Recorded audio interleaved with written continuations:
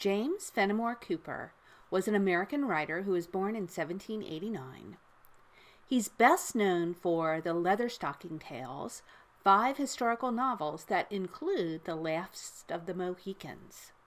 Cooper was enormously popular in his lifetime, and as recently as 1992, The Last of the Mohicans was made into a hit movie starring Daniel Day-Lewis. But not everyone loved Cooper's work. I'm Pat Tully of the Ketchikan Public Library, and this is Reading Aloud. Mark Twain, for one, was not a fan of James Fenimore Cooper. In 1895, Twain published a scathing analysis of 2 of Cooper's most popular works, The Pathfinder and The Deerslayer. Now, with apologies to fans of Cooper's works, I will read Fenimore Cooper's Literary Offences by Mark Twain. We'll start with a few quotes that praise Cooper. The Pathfinder and The Deerslayer stand at the head of Cooper's novels as artistic creations. There are others of his works which contains parts as perfect as are to be found in these, and scenes even more thrilling. Not one can be compared with either of them as a finished whole. The defects in both of these tales are comparatively slight. They were pure works of art. Professor Lounsbury. The 5 tales reveal an extraordinary fullness of convention.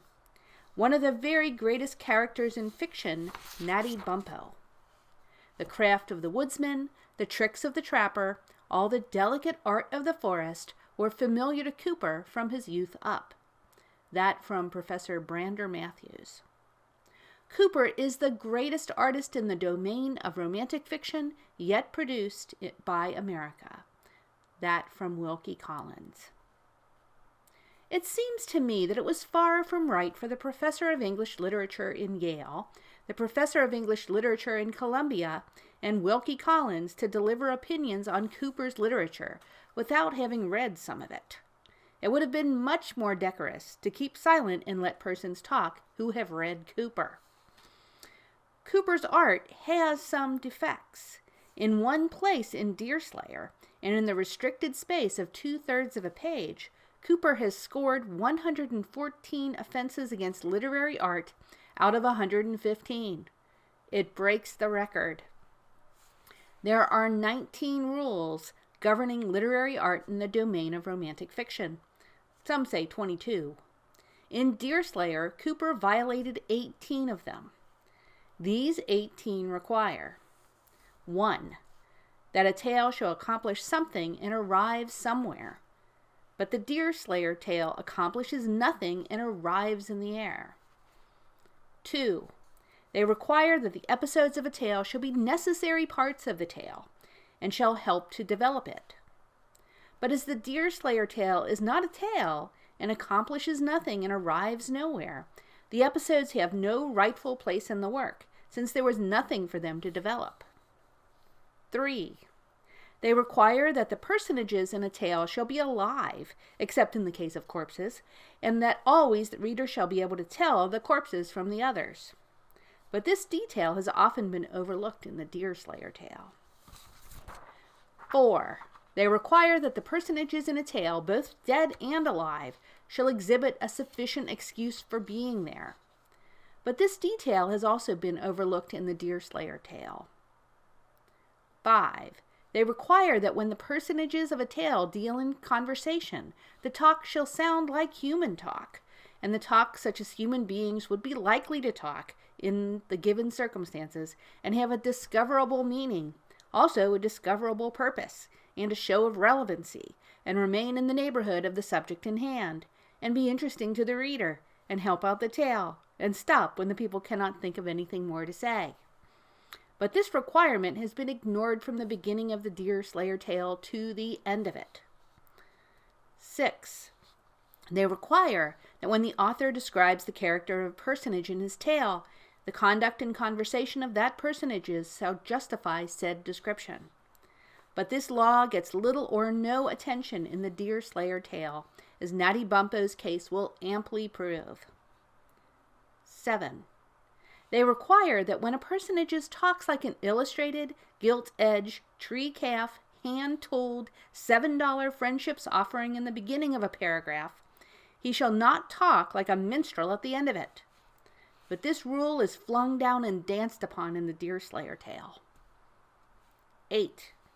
They require that crass stupidity shall not be played upon the reader as the craft of the woodsman, the delicate art of the forest, by either the author or the people in the tale. But this rule is persistently violated in the Deerslayer tale. 9. They require that the personages of a tale should confine themselves to possibilities and let miracles alone. Or, if they venture a miracle, the author must so plausibly set it forth as to make it look possible and reasonable. But these rules are not respected in the Deerslayer tale. 10. They require that the author shall make the reader feel a deep interest in the personages of his tale and in their fate, and that he shall make the reader love the good people in the tale and hate the bad ones. But the reader of the Deerslayer tale dislikes the good people in it, is indifferent to the others, and wishes they would all get drowned together. 11. They require that the characters in a tale should be so clearly defined that the reader can tell beforehand what each will do in a given emergency. But in the Deerslayer tale, this rule is vacated. In addition to these large rules, there are some little ones. These require that the author shall, 12, say what he is proposing to say, not merely come near it. 13, use the right word, not its second cousin. 14, eschew surplusage. 15, not omit necessary details.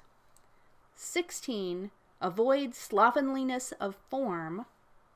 17, use good grammar. 18, employ a simple and straightforward style.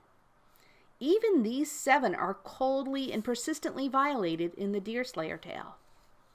Cooper's gift in the way of invention was not a rich endowment, but such as it was, he liked to work it. He was pleased with the effects, and indeed he did some quite sweet things with it. In his little box of stage properties, he kept 6 or 8 cunning devices, tricks, artifices for his savages and woodsmen to deceive and circumvent each other with, and he was never so happy as when he was working these innocent things and seeing them go. A favorite one was to make a moccasined person tread in the tracks of a moccasined enemy and thus hide his own trail. Cooper wore out barrels and barrels of moccasins in working that trick. Another stage property that he pulled out of his box pretty frequently was his broken twig. He prized the broken twig above all the rest of his effects and worked it the hardest. It is a restful chapter in any book of his when somebody doesn't step on a dry twig and alarm everyone for 200 yards around. Every time a Cooper person is in peril, and absolute silence is worth $4 a minute, he is sure to step on a dry twig. There may be 100 handier things to step on, but that wouldn't satisfy Cooper.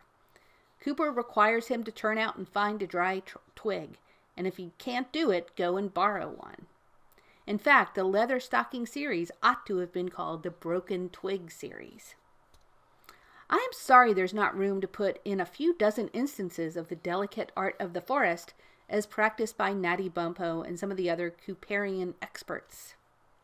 Perhaps we may venture 2 or 3 samples. Cooper was a sailor, a naval officer, yet he gravely tells us how a vessel, driving toward a lee shore in a gale, is steered for a particular spot by her skipper because he knows of an undertow there which will hold her back against the gale and save her. For just pure woodcraft or sailorcraft or whatever it is, isn't that neat? For several years, Cooper was daily in the Society of Artillery, and he ought to have noticed that when a cannonball strikes the ground, it either buries itself or skips a few hundred feet or so, skips again a few hundred feet or so, and so on until it finally gets tired and rolls. Now, in one place, he loses some females, as he always calls women, in the edge of a wood near a plain at night in a fog, on purpose to give Bumppo a chance to show off this delicate art of the forest before the reader. These mislaid people are hunting for a fort. They hear a cannon blast, and a cannonball presently comes rolling into the wood and stops at their feet. To the females, this suggests nothing. The case is very different with the admirable Bumpel. I wish I may never know peace again if he doesn't strike out promptly and follow the track of that cannonball across the plain through dense fog and find the fort. Isn't it a daisy? If Cooper had any real knowledge of nature's ways of doing things, he had a most delicate art in concealing the fact. For instance, one of his acute Indian experts, Chingachgook, pronounced Chicago, I think, has lost the trail of a person he is tracking through the forest. Apparently that trail is hopelessly lost. Neither you nor I could ever have guessed out the way to find it. It was very different with Chicago. Chicago was not stumped for long. He turned a running stream out of its course, and there, in the slush in its old bed, were that person's moccasin tracks. The current did not wash them away, as it would have done in all other like cases. Nope, even the eternal laws of nature have to vacate when Cooper wants to put up the delicate job of woodcraft on the reader. We must be a little wary when Brander Matthews tells us that Cooper's books reveal an extraordinary fullness of invention. As a rule, I am quite willing to accept Brander Matthews' literary judgments and applaud his lucid and graceful phrasing of them. But that particular statement needs to be taken with a few tons of salt. Bless your heart, Cooper hadn't any more invention than a horse. And I don't mean a high-class horse either. I mean a clothes horse.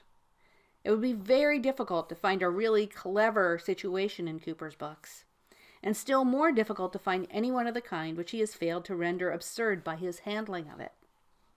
Look at the episodes of The Caves, and at the celebrated scuffle between Manqua and those others on the tableland a few days later, and at Hurry Harry's queer water transit from the castle to the Ark, and at Deerslayer's half hour with his first corpse, and at the quarrel between Hurry Harry and Deerslayer later, but choose for yourself. You can't go amiss. If Cooper had been an observer, his inventive faculty would have worked better. Not more interestingly, but more rationally, more plausibly. Cooper's proudest creations in the way of situations suffer noticeably from the absence of the observer's protecting gift. Cooper's eye was splendidly inaccurate. Cooper seldom saw anything correctly. He saw nearly all things as through a glass eye, darkly. Of course, a man who cannot see the commonest little everyday matters accurately is working at a disadvantage when he is constructing a situation. In the Deerslayer tale, Cooper has a stream which is 50 feet wide where it flows out of a lake. It presently narrows to 20 as it meanders along for no given reason. And yet when the stream acts like that, it ought to be required to explain itself. 14 pages later, the width of the brook's outlet from the lake has suddenly shrunk 30 feet and become the narrowest part of the stream. This shrinkage is not accounted for. The stream has bends in it, a sure indication that it has alluvial banks and cuts them. Yet these bends are only 30 and 50 feet long. If Cooper had been a nice and punctilious observer, he would have noticed that the bends were oftener 900 feet long than short of it. Cooper made the exit of that stream 50 feet wide. In the first place, for no particular reason. In the second place, he narrowed it to less than 20 to accommodate some Indians. He bends a sapling in the form of an arch over this narrow passage and conceals 6 Indians in its foliage. They are laying for a settler's scow or ark which is coming up the stream on its way to the lake. It is being hauled against the stiff current by a rope whose stationary end is anchored in the lake. Its rate of progress cannot be more than a mile an hour. Cooper describes the ark, but pretty obscurely. In the matter of dimensions, it was little more than a modern canal boat. Let us guess, then, that it was about 140 feet long. It was of greater breadth than common. Let us guess, then, it was about 16 feet wide. This Leviathan had been prowling down bends which were but a third as long as itself, and scraping between banks where it had only 2 feet of space to spare on each side. We cannot too much admire this miracle. A low-roofed log dwelling occupies 2/3 of the ark's length. A dwelling 90 feet long and 16 feet wide. Let us say a kind of vestibule train. The dwelling has 2 rooms, each 45 feet long and 16 feet wide, let us guess. One of them is the bedroom of the Hutter girls, Judith and Hetty. The other is the parlor in the daytime. At night it is Papa's bedchamber. The ark is arriving at the stream's exit now, whose width has been reduced to less than 20 feet to accommodate the Indians, say to 18. There is a foot to spare on each side of the boat. Did the Indians notice that there was going to be a tight squeeze there? Did they notice that they could make money by climbing down out of that arch sapling and just stepping aboard when the ark scraped by? No, other Indians would have noticed these things, but Cooper's Indians never notice anything. Cooper thinks they are marvelous creatures for noticing, but he was almost always in error about his Indians. There was seldom a sane one among them. The ark is 140 feet long. The dwelling is 90 feet long. The idea of the Indians is to drop softly and secretly from the arch sapling to the dwelling as the ark creeps along under it at the rate of a mile an hour and butcher the family. It will take the ark a minute and a half to pass under. It will take the 90-foot dwelling a minute to pass under. Now then, what did the 6 Indians do? It would take you 30 years to guess, and even then you would have to give it up, I believe. Therefore, I will tell you what the Indians did. Their chief, a person of quite extraordinary intellect for a Cooper Indian, warily watched the canal boat as it squeezed along under him, and when he had got his calculation fine down to exactly the right shade, as he judged, he let go and dropped, and missed the house. That is actually what he did. He missed the house and landed in the stern of the scow. It was not much of a fall, yet it knocked him silly. He lay there unconscious. If the house had been 97 feet long, he would have made the trip. The fault was Cooper's, not his. The error lay in the construction of the house. Cooper was no architect. There still remained in the roost 5 Indians. The boat has passed under and is now out of their reach. Let me explain what the 5 did. You would not be able to reason it out for yourself. Number 1 jumped for the boat, but he fell in the water astern of it. Then number 2 jumped for the boat, but fell in the water still farther astern of it. Then number 3 jumped for the boat and fell a good way astern of it. Then number 4 jumped for the boat and fell in the water away astern. Then even number 5 made a jump for the boat, for he was a Cooper Indian. In the matter of intellect, the difference between a Cooper Indian and the Indian that stands in front of a cigar shop is not spacious. The scow episode is really a sublime burst of invention, but it does not thrill because the inaccuracy of the details throws a sort of air of fictitiousness and general improbability over it. This comes of Cooper's inadequacy as an observer. The reader will find some examples of Cooper's high talent for inaccurate observation in the account of the shooting match in the Pathfinder.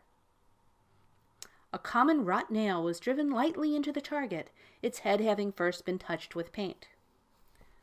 The color of the paint is not stated, an important omission, but Cooper deals freely in important omissions.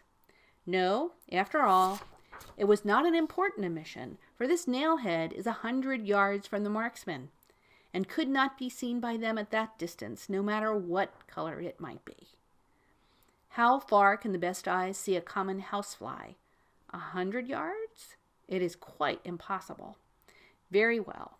Eyes that cannot see a housefly that is 100 yards away cannot see an ordinary nail-head at that distance, for the size of the 2 objects is the same. It takes a keen eye to see a fly or a nail-head at 50 yards, 150 feet.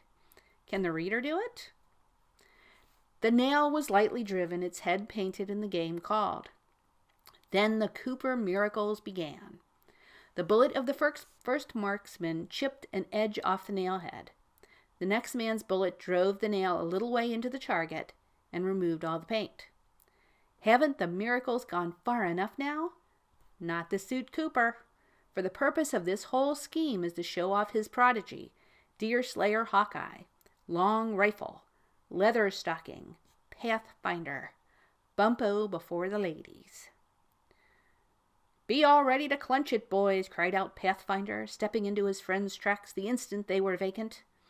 "Never mind a new nail, I can see that, though the paint is gone, and what I can see I can hit at 100 yards, though it were only a mosquito's eye. Be ready to clench." The rifle cracked, the bullet sped its way, and the head of the nail was buried in the wood, covered by the piece of flattened lead. There, you see, is a man who could hunt flies with a rifle and command a ducal salary in Wild West show today if we had him back with us. The recorded feat is certainly surprising just as it stands, but it is not surprising enough for Cooper. Cooper adds a touch. He has made the Pathfinder do this miracle with another man's rifle. And not only that, but Pathfinder did not even have the advantage of loading it himself. He had everything against it. But he made that impossible shot, and not only made it, but did it with absolute confidence, saying, "Be ready to clench." Now, a person like that would have undertaken that same feat with a brickbat, and with Cooper to help, he would have achieved it too. Pathfinder showed off handsomely that day before the ladies. His very first feat was a thing which no Wild West show can touch. He was standing with a group of marksmen, observing, 100 yards from the target, mind, one Jasper raised his rifle and drove the center of the bullseye. Then the quartermaster fired. The target exhibited no result this time. There was a laugh. "It was a dead miss," said Major Lundy. Pathfinder waited an impressive moment or two, then said in that calm, indifferent, know-it-all way of his, "No, Major, he has covered Jasper's bullet, as will be seen if anybody will take the trouble to examine the target." Wasn't it remarkable? How could he see that little pellet fly through the air and enter that distant bullet hole? Yet that is what he did, for nothing is impossible to a Cooper person. Did any of those people have any deep-seated doubts about this thing? No, for that would imply sanity, and these were all Cooper people. The respect for Pathfinder's skill and for his quickness and accuracy of sight was so profound and general that the instant he made this declaration, the spectators began to distrust their own opinions, and a dozen rushed to the target in order to ascertain the fact. There, sure enough, it was found that the quartermaster's bullet had gone through the hole made by Jasper's, and that too so accurately as to require a minute examination to be certain of the circumstance, which, however, was soon clearly established by discovering one bullet over the other in the stump against which the target was placed. They made a minute examination, but never mind, how could they know that there were 2 bullets in that hole without digging the latest one out? For neither probe nor eyesight could prove the presence of any more than 1 bullet. Did they dig? No, as we shall see. It's the Pathfinder's turn now. He steps out before the ladies, takes aim, and fires. But alas, here's a disappointment, an incredible and unimaginable disappointment, for the target's aspect is unchanged. There is nothing there but that same old bullet hole. "If one dared to hint at such a thing," cried Major Duncan, "I should say that the Pathfinder has also missed the target." As nobody had missed it, the "also" was not necessary, but never mind about that, for the Pathfinder is going to speak. "No, no, Major," he said confidently, "that would be a risky declaration.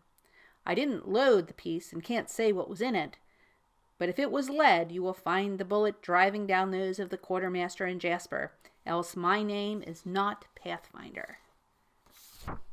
A shout from the target announced the truth of this assertion. Is the miracle sufficient as it stands? Not for Cooper.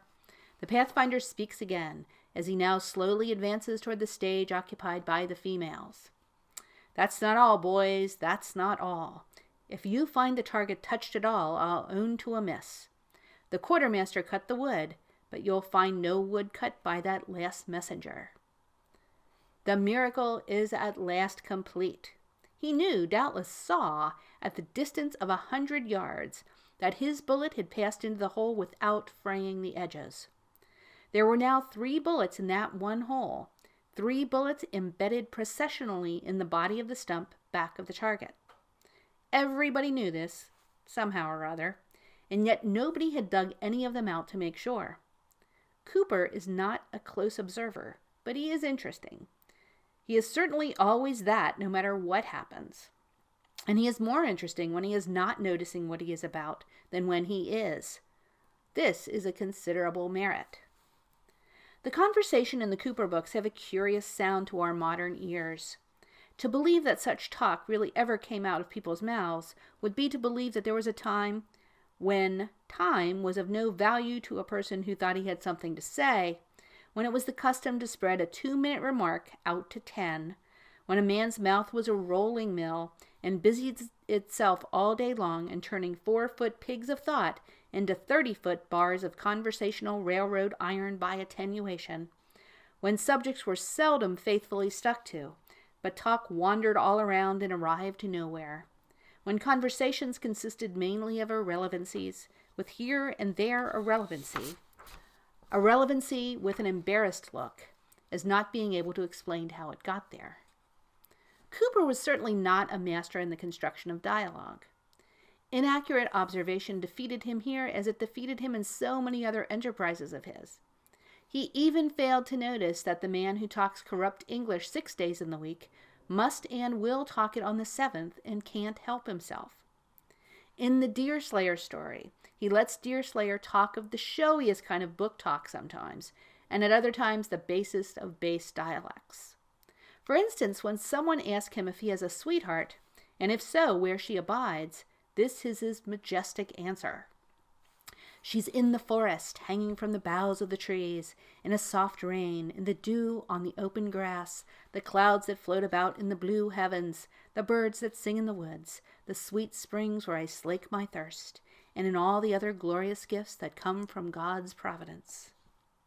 And he preceded that a little before with this: "It concerns me as all things concern a friend concerns a friend."